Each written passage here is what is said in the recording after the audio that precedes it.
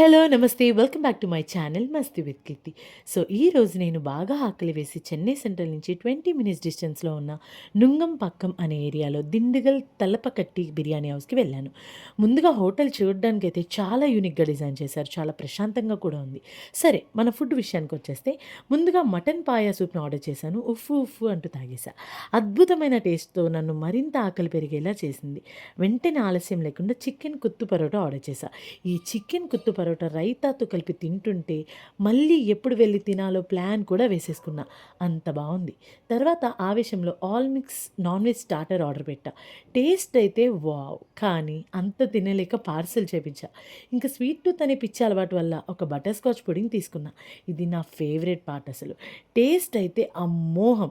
అలా బాధగా బిల్ కట్టేసి హ్యాపీగా బయటకొచ్చేసా. Okay. Bye guys. Please subscribe to my channel. Thank you.